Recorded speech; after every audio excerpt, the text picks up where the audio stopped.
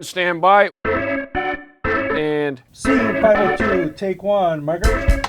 So it's June 19th, 2004. We get the Cubs tickets the day they go on sale. Most professional baseball campaigns, they do one of two things. They either highlight the players and try to, use the players and put them in funny situations, or they promise that they're going to win. And we just didn't really feel like either of those two approaches was the way to go. We saw a range of ideas. And the one we really gravitated to is the one that is now kind of out in the market, Committed. It really used our passionate, loyal fan base that we have. We're in a starting chance. You got this. Come on, pal. You can do it. let's go, Cubs! The nervousness that I had going into it was you don't know what people are going to say, right? They're all unscripted. So this is like reality TV. I think there were some ones that I'm like, did they just say that? Like, that's phenomenal. There's great stuff, but that's the kind of the magic of the campaign. Let's go, Cubs!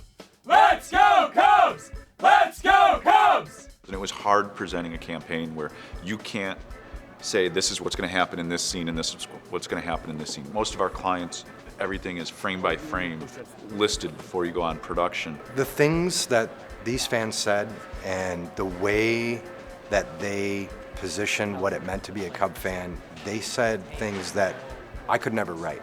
You can't make this stuff up, and the best part is you don't have to make it up. It's there. You just have to pull it out. I mean, Todd Walker, for a fact, even said that it was because of this guy's chant. But I'm a three-syllable guy. Let's go Cubs. I don't want the let's go Cubs. And they're proud of the relationship that they have with the team. They're proud of the loyalty. They're proud of the commitment. And they're pretty bullish on the future. Even though, clearly, there's frustration there. When the Cubs blow a lead in the bottom of the ninth inning, you may go to bed upset, but you still say I love you. You still kiss that picture of Ernie Banks. I tell you what, it's like a marriage.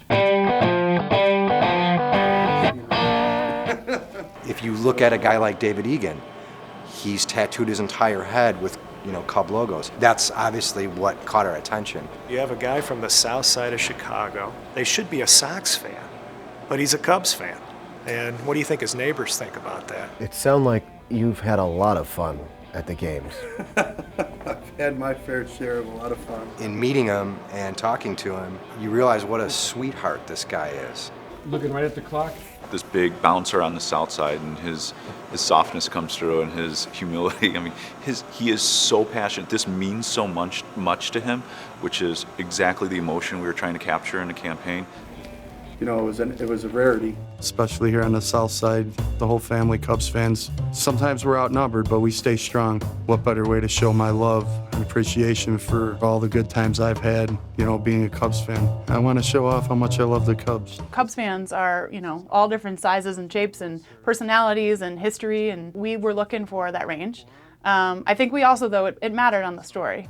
Some people have been like, you're insane. No, I love the Cubs.